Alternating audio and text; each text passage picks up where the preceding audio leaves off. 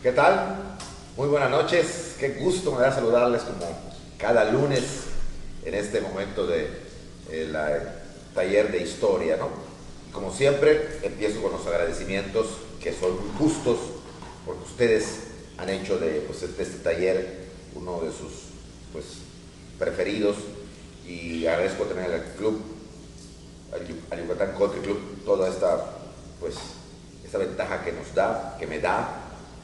Y agradezco a todos los que nos ven, a todos los amigos que escriben, que me gustaría contestarles a cada uno de ustedes, pero sé que me escriben y les agradezco sus palabras, algunas totalmente son inmerecidas, les agradezco muchísimo que vean este taller. Agradezco a los amigos de Matamoros, en Tamaulipas, que lo ven, a los de Monterrey, Puebla, mi querida y linda ciudad de Puebla, que he estado varias veces, ciudad, como siempre, como todas las ciudades de la República Mexicana, a California, también San Diego, ¿okay?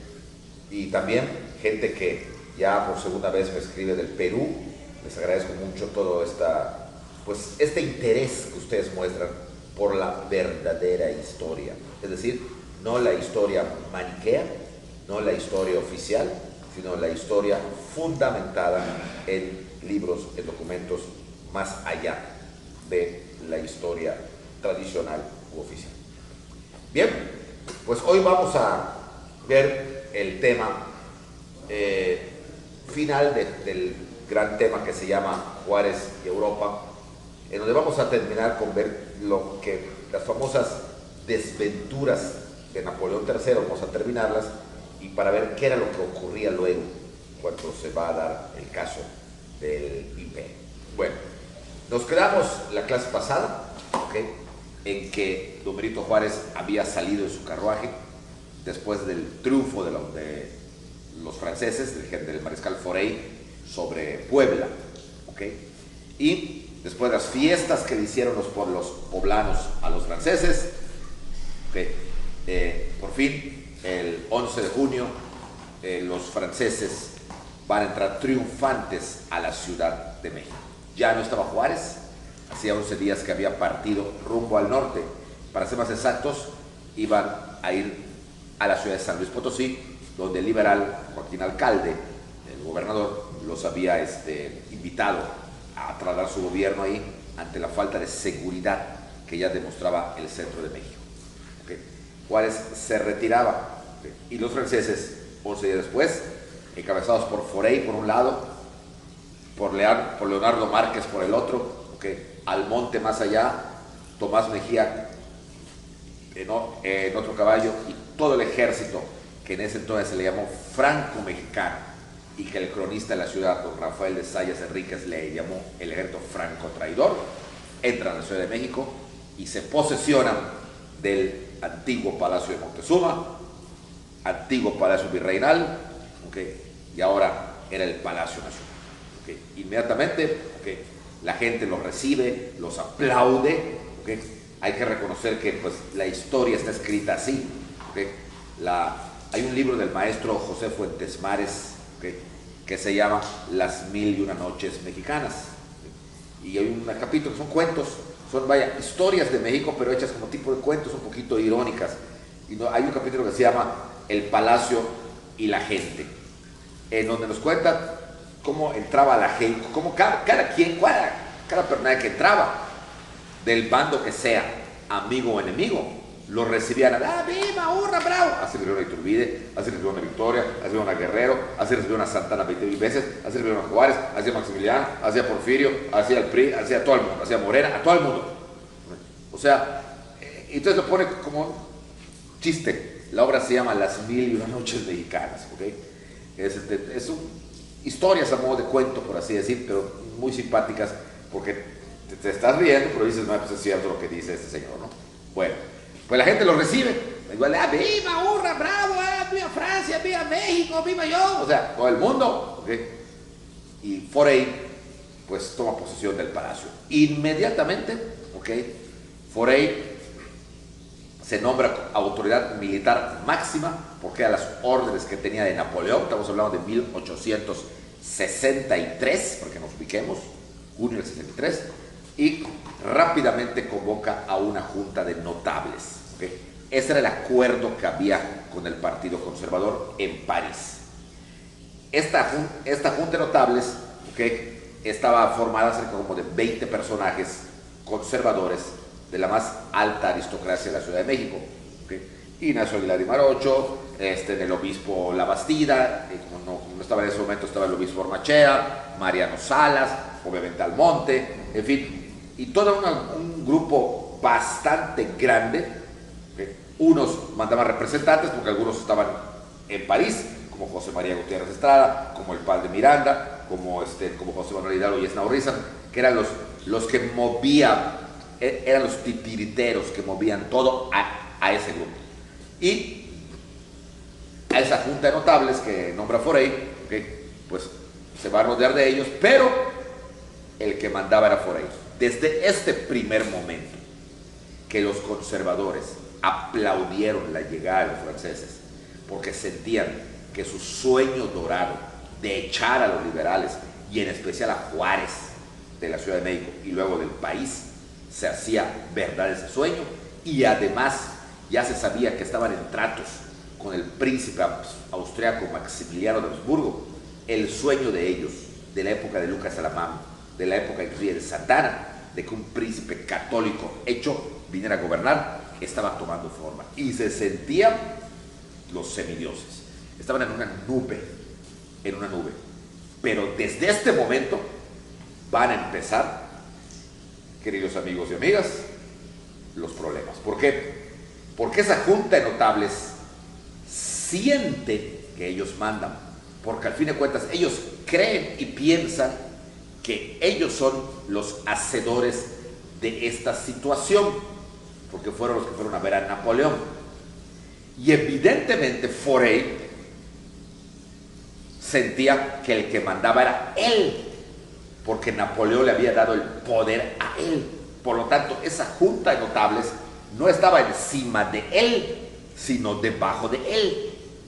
Pero los notables pensaban que era al revés, que estaban ellos encima de él. ¿Okay? Y mientras se organizan, y mientras en Europa estaba el relajo, que ahora voy a contarles, de Maximiliano, que no se había, estamos hablando del 63, no se había decidido a venir. Mientras eso pasa, Forey, ya siendo la autoridad militar máxima, ¿okay?, toma medidas. Y la primera medida que toma, ¿okay?, es ratificar a los nuevos dueños de bienes eclesiásticos, o sea, las leyes de reforma. Juárez desde su carruaje debe estar muerto de risas. Ahí está, trajeron un juarista nada más que güero. O sea, porque ratificaba las leyes de reforma y ratificaba los títulos de propiedad de los nuevos dueños. Lo cual esto hizo... Fíjense ustedes, no ha llegado ni Maximiliano y ya empezaban los problemas entre ellos. Esto hace que brinquen principalmente el obispo Ormachea, que era el sustituto de Labastida. Y entonces el obispo Ormachea cita a la junta de notables y nombran a 3 personajes para que vayan a hablar con Forey. ¿Qué está haciendo Forey? ¿Qué le pasa? Él es meramente un criado de Napoleón. Los que mandamos somos nosotros. Y entonces Ormachea, Mariano Salas, otro conservador, y Almonte, que era el más cercano a Napoleón, se presentan al Palacio Nacional a hablar con Forey. Y Ormachea dice: oiga, señor, esto no puede ser. ¿Okay? Nosotros estamos haciendo esto para quitar las leyes de reforma. Y cuentan que Forey le dijo: nosotros, monseñor, nosotros es mucha gente, ustedes, yo no. Yo tengo instrucciones, yo represento a Francia, no a los intereses de un partido. Francia viene aquí a regenerar y no a darle fuerza al Partido Conservador y al Partido Liberal. Por lo tanto, si para la idea de Francia esto es correcto, se ratifica. Pero es que nosotros pensamos que al ir nosotros a hablar con Napoleón, con su emperador, iba a estar de acuerdo con nosotros. Pues error gravísimo, monseñor, error gravísimo. Pensaron mal, porque la cosa va así. Y se arma un desastre. porque ustedes ya están en pugna. Los franceses que ocupaban y que Forey, por orden de Napoleón, seguía a Juárez para capturarlo, evidentemente, y los conservadores que no podían soportar que los franceses le dieran la razón jurídica y hasta política a Juárez. Entonces, ¿de qué se trataba esto? Esto es muy importante porque sociológicamente el imperio de Maximiliano estaba condenado a muerte desde antes de nacer. Así de simple. Porque pasó lo que pasa siempre. Todo el mundo se creyó capitán y no había marineros para el mar. Y subió el barco. Así de simple. Entonces, ya con este pleito, lo único que le quedaba a la Junta de Notables era esperar que los notables mexicanos que se encontraban en París, ¿okay?, aligeraran esto para que de una vez viniera Maximiliano y metiera orden. Al monte, agarra, pues yo me voy a aligerar esto, porque a fin de cuentas, el que conocen más de cerca a su majestad Napoleón III soy yo. Y los demás se quedan viendo cómo Forey no solamente le ratificaba las leyes y ratificaba los convenios de compraventa y de adquisición que habían hecho de los bienes eclesiásticos los nuevos dueños, sino que además fusilaba a todos aquellos que se oponían a él, sean liberales o conservadores, como el famoso general Buitrón. Entonces, estaban viendo que eso, ¿por qué manda él? Debemos mandar nosotros. Y Forey decía, no, están ustedes muy equivocados, chiquitos, porque la fuerza tenemos nosotros y nosotros venimos para otra cosa. Que ustedes se aprovechen, bueno, está bueno, no hay ningún problema, pero aquí mandamos nosotros. Y eso no lo querían. Entonces, mientras esto pasaba, dejemos México entre junio y julio de 1863. Juárez agarra camino, ¿okay?, se va rumbo a San Luis, hace varias paradas, ¿okay?, hace una en Querétaro, donde se entrevista con el gobernador José María Arteaga, que le dice, un gordo, él bastante gordo, pues sí, gordito, ¿okay?, que le dice Juárez de que haga un ejército, porque no hay ejército por el error que había cometido don Benito Juárez, de meter a todo el ejército a Puebla para que se jugaran toda una batalla. Era lo que decía González Ortega: señor presidente, está empezando este relajo de la guerra, están empezando los franceses a venir, no nos juguemos el todo por el todo, una carta. Hay que tomar en cuenta la opción de ganar o perder. Si ganamos, albricias, como pasó el 5 de mayo, pero si perdemos, necesitamos que el ejército mexicano subsista para enfrentarnos a lo que viene. Pero si usted mete a todo el mundo a Puebla, a todos los generales y los soldados, y perdemos, ya no va a haber defensa en el territorio. Y dicho y hecho, perdieron en el sitio de Puebla y no había ejército. Entonces Juárez no se podía quedar, solo tenía una pequeña escolta de 100 soldados a lo sumo, que eran sus guardias personales. No había, ni había generales, todos se habían, ya sí es cierto, se habían escapado y se habían ido a Estados Unidos a buscar armas, pero no habían vuelto. No es que ya llegué y dame las armas y ahí te compro, no, hombre, para empezar había que conseguir dinero, luego los contactos, luego el mercado negro, o sea, era un chorro, no iban a regresar pronto. Y no había soldados, no había. Entonces Juárez intentaba formar ese ejército, y Arteaga le dice, adelante, yo lo voy a formar, a ver de dónde lo saco. Muchos van a ayudar a los guerrilleros, que es algo que no le han hecho justicia en la historia mexicana. Si Juárez logró sostenerse esos 3 años del imperio, cuando no contaba con el apoyo, sobre todo de Estados Unidos, ni del ejército mexicano, porque no había, fue por la guerrilla. Nicolás Romero, Manuel Lozada y otros guerrilleros que hacían la vida imposible a los franceses. No ganaban, quede claro, pero eran como aquellos mosquitos, tin, tin, tin, tin. Era golpear y huir, golpear y huir, golpear y huir. Y cuando menos echaban de 100 franceses, echaban por ejemplo a 10 y a una baja. Claro, cuando agarraban a los guerrilleros los fusilaban, porque entonces no eran considerados soldados, sino salteadores, y se los echaban, como cuando agarraban a Nicolás Romero, que se lo echaron a la plazuela del Piscalco. O sea, definitivamente era el riesgo que se corría, pero la guerrilla, ¿okay?, fue lo que realmente sostuvo a Juárez hasta que vuelven los militares. Fue ya muy al final, cuando vuelven ya todos con armas y con ropaje y con uniformes y ya con balas, e inclusive inclusive que eso nos lo dicen con varios gente aventurera norteamericana sureña que venía huyendo de la persecución de los norteños que habían ganado. Pero eso me estoy adelantando, es falso. ¿Sí? Pero en ese momento, 1863, no tenía Juárez. De Querétaro, ¿okay? Juárez parte a Guanajuato. ¿Okay? Y eso es otra parada. En Guanajuato visita la casa de Hidalgo. Es el primer presidente que se sepa que visitaba la casa del padre Hidalgo. De hecho, todavía vivía un viejito, un sacristán de don Miguel. Había dos, ¿ok? Miguel Hidalgo se sabe que tuvo dos sacristanes. Algunos hablan de más, pero los que se sabe históricamente son Pedro García y don Antonio Portillo. El que vivía, señor ya grande, ya bastante de edad, pues 70 años, era don Antonio Portillo, que según se dice, allá en Dolores, él cuidaba la casa, la cuidaba como un altar hacia el padre Hidalgo, porque en la casa no había nada, la casa estaba vacía, no había nada. Desde la época de Hidalgo, los españoles cuando tomaron a Hidalgo preso, saquearon y quemaron todas sus cosas. Entonces, no, o sea, definitivamente no había nada.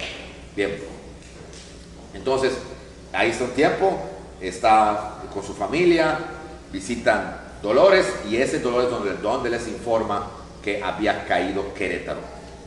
¿Okay? Tuvo que huir José María Arteaga, Querétaro caía. Es decir, ahí lo seguía persiguiendo. Entonces ya Juárez ya no para. ¿Okay? Se va rumbo hacia San Luis Potosí.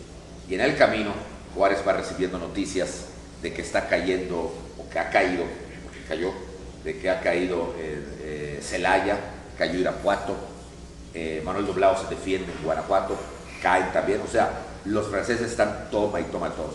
Que quede claro, los franceses eran muy buenos, cierto, y eran muchos, pero les fue fácil irse posesionando y ocupando pueblos, rancherías y ciudades grandes del norte, occidente y oriente del país, porque no había ejército. Es decir, no había soldados. Todos los habían concentrado en Puebla desde enero del 63. Y cuando vino el sitio de Puebla y perdieron, ese ejército dejó de existir. Entonces había que formar otro ejército. Pero mientras esto pasaba, y sobre todo sin los generales que se encontraban exiliados porque estaban buscando cómo volver con armas, dinero, hombres y pertrechos y todo lo que se refiere a ropa, uniformes, etc. Mientras esto pasaba, no había defensa ante un ejército francés numeroso, apoyado por un ejército mexicano que había revivido sus glorias con Márquez, con Mejía, con Méndez, apoyado al ejército francés. No podían defenderse. Sí, es cierto, la guerrilla, pero la guerrilla no presentaba batallas frontales. Como dije hace un momento, era golpear y huir. Hacían estragos, sí, pero no inmediatos. Entonces, los franceses, como una mancha de langosta, seguían avanzando como si fuera un muro gigante, una especie de falange. ¿Sí? Van avanzando de oriente, occidente, centro, hacia arriba. ¿Por qué hacia arriba? Porque estaba Juárez. Porque a fin de cuentas, el objetivo principal era la captura de Juárez.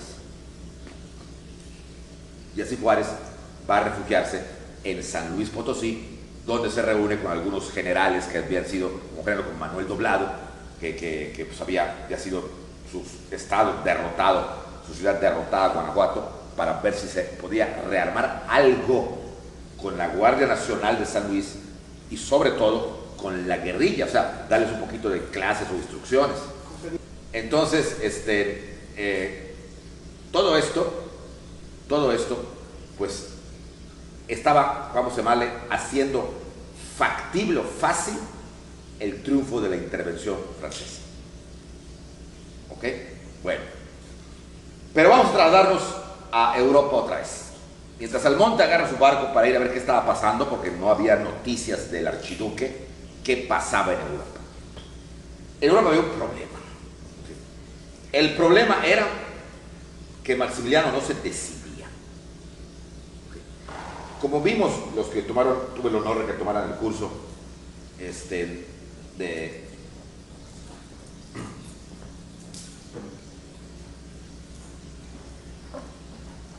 de la emperatriz, la locura de una princesa, perdón, vamos a recordarlo.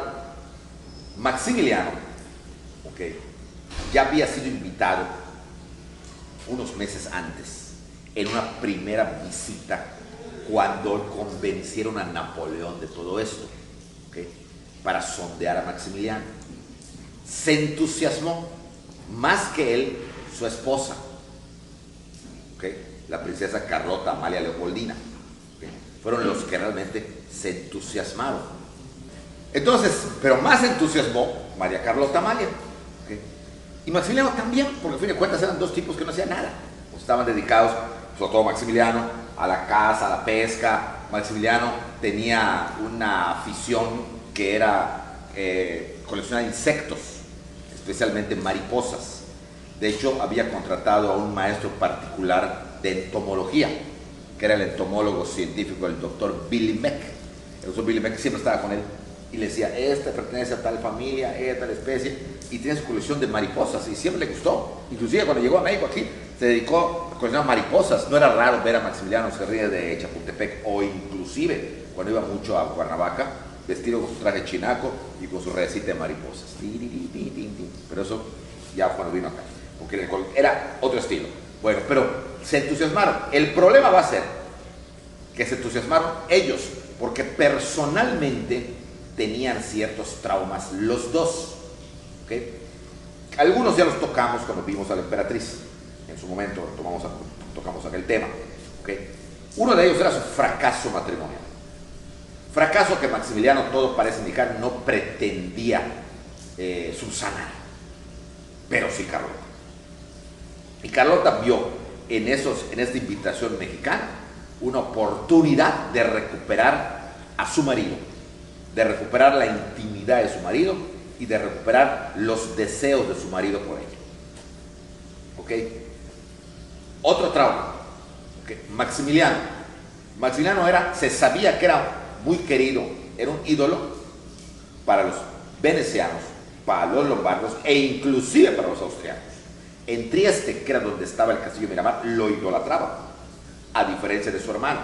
Y él sabía que su hermano le tenía envidia, que era el emperador Francisco José, ¿okay? Y él, pues, vaya, se sentía mal, porque además había sido al principio del reinado de Francisco José el heredero al trono, hasta que nació su sobrino, el hijo de Francisco José, hasta que nació Rodolfo, el hijo varón. Él quedaba fuera, que también eso lo traumó. Okay. Otra cosa, la mayoría de los autores alemanes, ¿okay?, hablan, inclusive Conde Corti, dan a entender de que en la corte austríaca Maximiliano sobraba. O sea, no sabían qué hacer con él.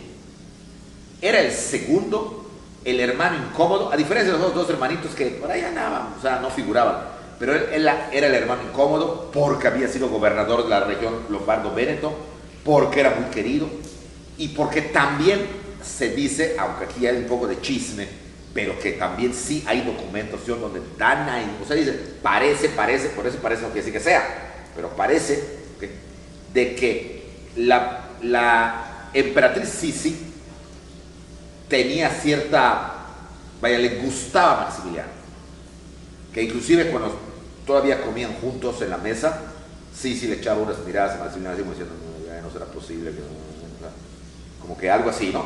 Entonces, todo esto contribuyeron a que el austríaco dijera que sí.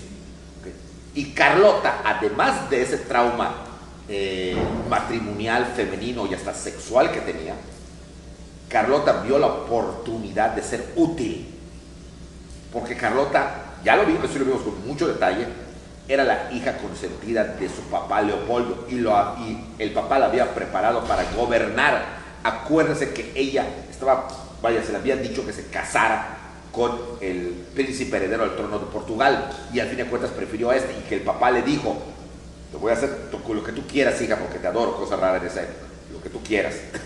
Pero eso sí, ¿okay? Si te casaras con el príncipe de Portugal, serías reina de Portugal y podrías aplicar todo lo que te he enseñado.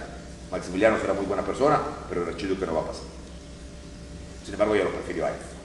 Veas cómo en una decisión estuvo su infelicidad.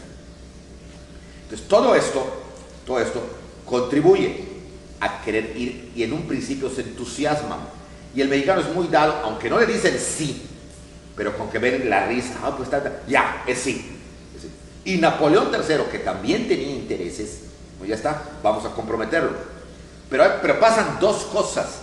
En ese ínterin, entre la primera batalla de Puebla del 62 y ahora que los franceses ya habían llegado, había pasado un año y estaba pasando año y medio. Y que Maximiliano no se hubiera decidido en año y medio, o sea, ¿qué pasaba? El mismo Napoleón, señores y señoras, debió haberse dado cuenta que el candidato que su esposa había escogido, Eugenia, y él mismo, era un imbécil. O sea, no era el bueno. Iba a dejar mal, ya no digamos a México, que ni conocían, pero a Francia, que lo iba a apoyar. Porque era una indecisión constante. Y esa indecisión se va a alimentar de dos situaciones. Una, de que todos los príncipes y reyes europeos a los que le preguntaron qué les parecía si él iba a México a reinar en ese país que lo estaban llamando, que lo estaban llamando, pero que ellos decían que lo estaban llamando, ¿okay? Y que la mayoría de los príncipes van a decirles, no vayas. Y dos, el problema de la herencia, de sus derechos reales en la casa de Austria, donde el hermano le dijo, te vas, pero renuncias a tu archiducado. O eres emperador de allá, o eres archiduque de acá. Nada, las dos cosas. Aquí no hay dos velas prendidas. Pues esas dos cosas, estaban así, como que sí, como que no, como que sí, como que no, como que sí, como que no. La prima hermana de Carlota era la reina Victoria, aún bastante joven. Y acaba de morir su marido, el príncipe Alberto, como les conté la vez pasada, cuando venían los ingleses a cobrar aquí a México, en diciembre del 61, es cuando muere Alberto. Entonces ella estaba muy triste, pero sí contestó. Dijo, no se metan.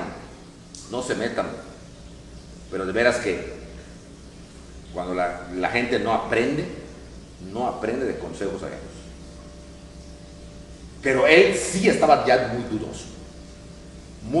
Y aunque Carlota le insistía, y vámonos, Max, y vamos, y todo, aunque ya no había intimidad, según se dice, ¿okay? Pero sí había pues, una pequeña convivencia, y sobre todo ella era la esposa oficial, ¿okay? Vamos. Y en el fondo sí quería venir el pobre, sí quería venir, pero tenía todo ese temor de la novedad, de eso. No era la aventurera como su mujer. Y sobre todo lo que lo anclaba era, no quería renunciar a sus derechos de archiduque. Y esto demuestra, como le escribió luego Eugenia de Montijo a Carlota, esto demostraba que no tenía confianza en México. Cuando Eugenia le decía, México se va, cuando llegue, se van a volcar sobre él. Hay que hacerle ver eso, que abandone ese derecho. Él lo que quería era, me va mal, regreso y sigo siendo archiduque. Que era lo que José decía, cuernotes, no. ¿Okay? Tú te la juegas, te vas allá y se acabó esto. Te fue mal, aquí regresas como cualquier súbdito. Y era lo que él no quería. Y después de toda esa trama en donde interviene la mamá, la archiduquesa Sofía, al fin de cuentas Sofía, aunque dicen que su consentido era Maximiliano, entiende el problema, entiende que es una cuestión de Estado, una cuestión de política, y que dentro de lo que cabe, su hijo mayor, el emperador, tenía razón. No era lógico que se fuera, no renunciando a lo de Austria, sino se iba como archiduque de Austria, más emperador de México. Eso inclusive podía ser hasta una protesta de los países europeos, sobre todo de Prusia, que empezaba ya a enemistarse con Austria primero y luego con Francia. Entonces, había que ceder. Y Sofía, que tenía mucha ascendencia sobre sus hijos, y en especial sobre Maximiliano, Le dice, hijo, acepta lo que dice tu hermano. Esto, si no, no te va a dejar ir. Y ahí están los mexicanos. Hay un pueblo desesperado por ti, que te ama, tú eres el Mesías político. Así le dijeron. Hay una carta que así le dicen, tú eres el Mesías político.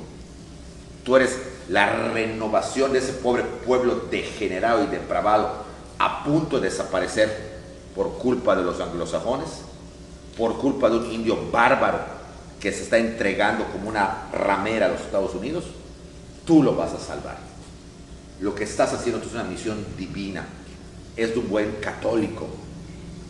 Hazlo, hijo, hazlo, renuncia a los derechos.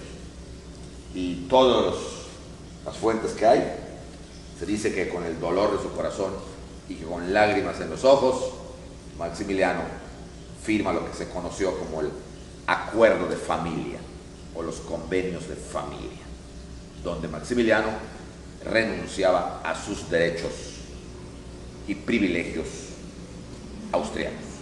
En una palabra y en palabras cristianas, como se dice, renunciaba a ser archiduque. O sea, simplemente se volvía un ciudadano más, y si acaso volvía, sería un súbdito del imperio Habsburgo, aún siendo Habsburgo.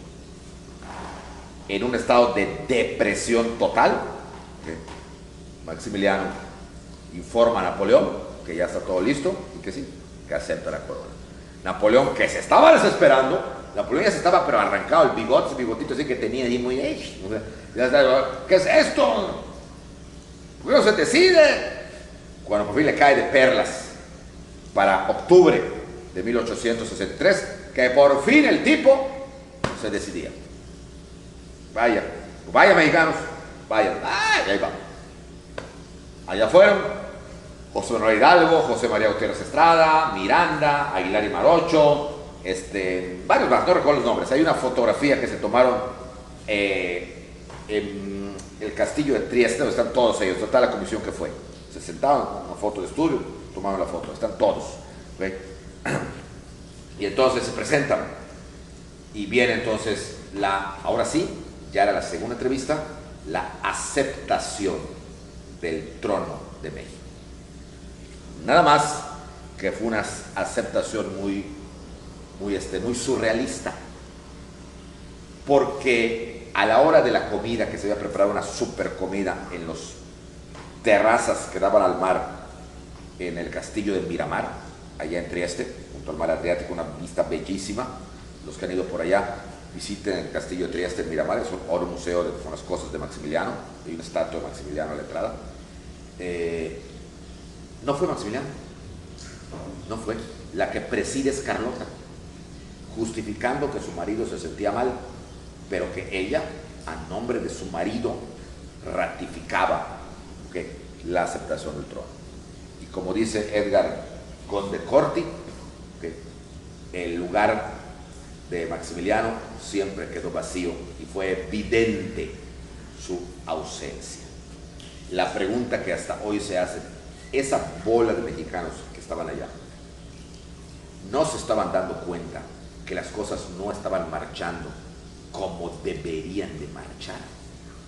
No estaban dando cuenta que algo no ocurría. Oye, un poquito de sentido común. Año y medio que el tipo no se decidía. Luego se decide, no va a la comida, deja que la esposa lo diga. La derrota del 5 de mayo. Luego el pleito que ya sabían que había entre Forey y los mexicanos que estaban formando la Junta de Notables en la Ciudad de México. O sea, las cosas no marchaban, así de simple. Pero sin embargo, esa comisión estaba montada en su macho y estaban decididos a que fuera Maximiliano. Por eso dicen muchos autores que muchos le han echado la culpa a Benito Juárez de que mató a Maximiliano, que lo fusiló, desgraciado, perro, vil, reptil, o sea, cuando realmente, dicen estos autores, no fue Juárez. Lo de Juárez fue una consecuencia de los verdaderos asesinos de Maximiliano. Fue esa comisión, fueron esos mexicanos conservadores, fueron ellos, porque además hay una persona, ellos se van a quedar, océano de por medio, no van a hacer nada. No les va a pasar nada. Pero Maximiliano sí. O sea, que desde ese punto de vista, yo realmente, yo apoyaría la versión de que fueron esos mexicanos los que entregaron, ¿okay?, a Maximiliano a la muerte, porque estaban viendo que el juego no funcionaba. Es como en el caso de Jesucristo, el juicio de Cristo. ¿Quién condenó a muerte a Jesucristo?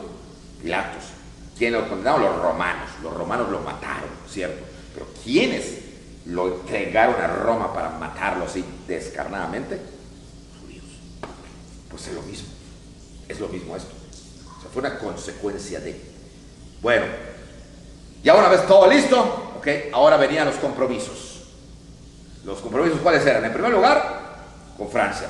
Ahora sí, ya eres emperador electo, te falta la coronación, pero ahora Napoleón interviene. Bueno, ya mexicanos, ustedes a un lado, ahora me toca a mí, porque obviamente la voy a dar yo.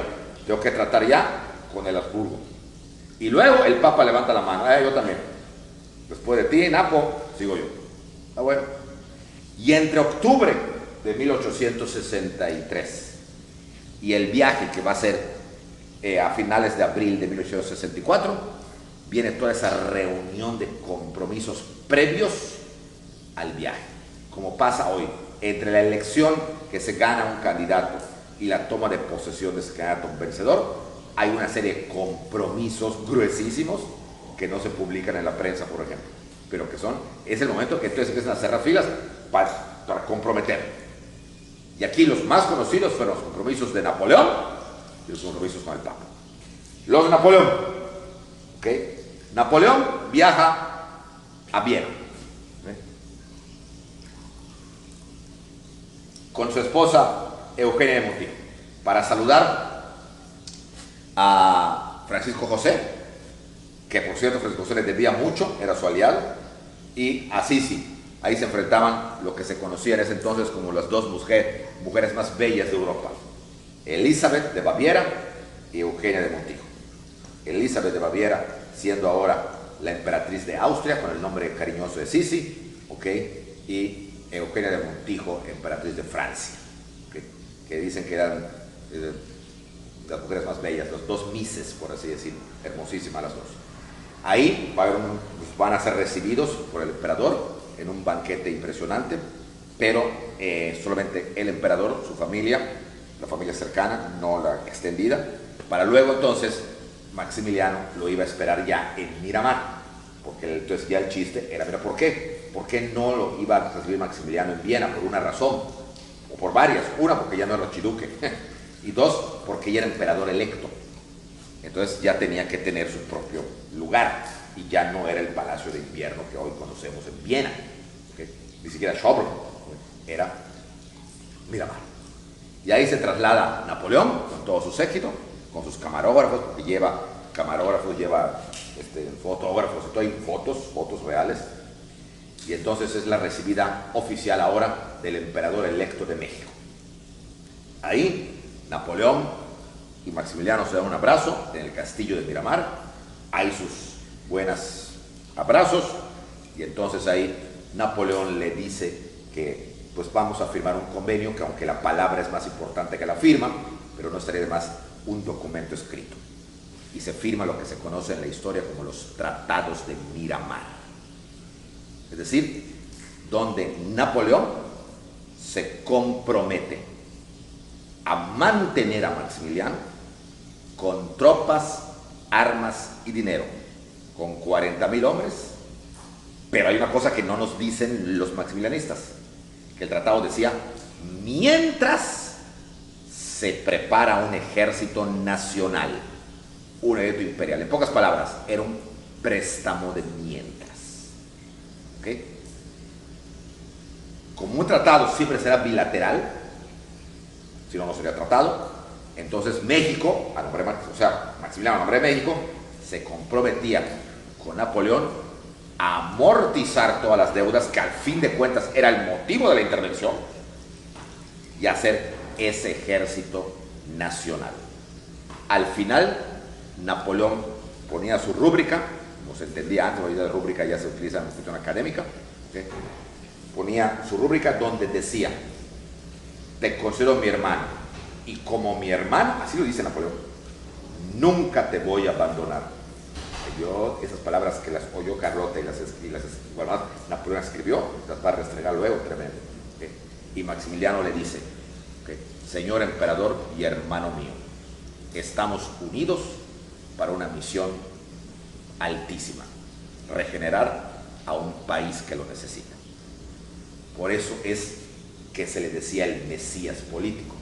Lo veían como un Mesías, como para regenerar. Hay un gran almuerzo, una gran bienvenida y todo lo demás ahí, y luego se abrazan, se besan, el beso francés, ya saben, muah, muah, ¿okay? Y se retiran. Muy bien, ahora seguía, ¿okay?, la visita al Papa. El Papa no iba a ir hasta allá.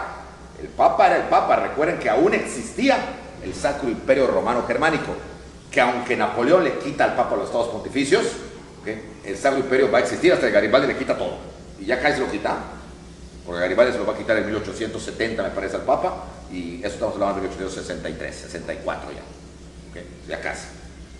Entonces, se presentan con el Papa, reciben Carlota de negro, porque como hasta hoy es la tradición de que las primeras damas tienen que estar vestidas de riguroso negro, y el Maximiliano se recibe, oye misa que da el Papa, una misa privada, el Papa les da su bendición y les dice: hijos míos, ustedes están llamados por la providencia divina para devolverle a la Santa Madre Iglesia Católica, Apostólica y Romana todos los bienes que el rebelde Juárez le robó a la Iglesia mexicana. Ustedes tienen que devolverle esos bienes. Si Maximiliano sabía que Forey lo había ratificado y le dijo al Papa que sí, bueno, como que es un pequeño cinismo. Pero si no lo sabía, pues qué bruto, porque debió haberlo sabido todo cuando ya estaba llegando para ir a México. El hecho es que tanto él como ella acuerdan con el Papa la devolución, y evidentemente otra vez el boato, la pompa de la Santa Madre Iglesia Católica y Apostólica. ¿Okay? Y después de todos estos convenios, ¿okay?, y despedirse por carta de Victoria, de Leopoldo y de todos los demás, ¿okay?, entonces ya regresan a Trieste. De ahí, el mar Adriático, iban a partir para rodear, ¿okay?, todo lo que viene siendo la península itálica, para agarrar el Mediterráneo, y de ahí el estrecho de Gibraltar hasta salir hasta el Océano Atlántico. Y ahí Francisco José, Sisi y todos lo van a despedir, es decir, su mamá y todos. Y ahí hay una escena muy triste, donde antes de agarrar el tren que los llevaría al puerto para agarrar el barco, que era la última vez que los veía, cuando Maximiliano y Carlota se despiden, y la gente aplaudía, los querían a Maximiliano, la gente aplaudiendo, ¡viva, hurra, bravo! ¿Okay? Se dan un beso, el Francisco José muy serio, le da la mano a su hermano, la mamá llorando, ¿okay?, Maximiliano sube al tren, y Carlota también. Era el último tren, el último vagón, el vagón más elegante, y desde la parte, un balconcito que tiene el tren, ahí se quedan parados y van diciendo adiós. El tren arranca, ¿okay?, Maximiliano diciendo adiós con Carlota, y en eso, en un acto imprevisto e incomprensible para todos, Francisco José se desprende de todos ellos, era el emperador, y corre detrás del tren, como si fuera un chiquito. Todo el emperador corre. El tren estaba avanzando, como iba agarrando fuerza, iba más rápido. Corre detrás, se agarra como jovenzuelo del tren y se sube. ¿Okay? Maximiliano asustado, vieron que su hermano estaba haciendo eso, ¿qué le pasa? ¿Okay? Y cuando sube al tren, abraza a Maximiliano y le da un beso en la mejilla. Y hasta Carlota quedó asustada porque no se iban bien los hermanos. Y con la misma, mientras el tren agarraba velocidad, porque nadie le había dicho que estaba el emperador ahí atrás, vuela a bajar. Estaba ágil, de los jóvenes. ¿Okay? Vuela a bajar. ¿Por qué hizo eso Francisco José? Nunca se sabrá. Presentimientos, remordimientos, amor de hermano al fin de cuentas. El hecho es que nunca más volverían a verse. Cuando Francisco José vuelve a ver a su hermano, ya no era su hermano, era cadáver, ¿okay?, que va a llegar a Viena. Maximiliano partía en el barco Novara su aventura mexicana. Partía mientras Juárez, ¿okay?, era perseguido en San Luis Potosí, de donde tenía que jalar hacia el norte de la República. ¿Okay? Al caer San Luis, Juárez huye rumbo hacia el norte de la República, donde en el desierto le agarra la famosa el famoso frío, y los calores, para ir rumbo hacia el norte. Y el norte, tampoco Juárez las tenía fácil, porque el norte estaba lleno de caciques, y especialmente el cacique de Monterrey, de Nuevo León y Coahuila, don Santiago Vidal. Pero de esto, que ya pertenece al tema del imperio, hablaremos la próxima semana. Los amigos de Monterrey, del Club Peralta, la próxima semana va a estar gran parte dedicada a Monterrey, a la llegada de Juárez y a el cacique Santiago Vidal por parte de Juárez, y también a la llegada de Maximiliano a México. Por eso vamos a entrar ya a un nuevo tema que les invito: el imperio Juárez y el imperio Maximiliano. Pues muy buenas noches y nos vemos la próxima semana. Que tengan un excelente inicio de semana. Gracias.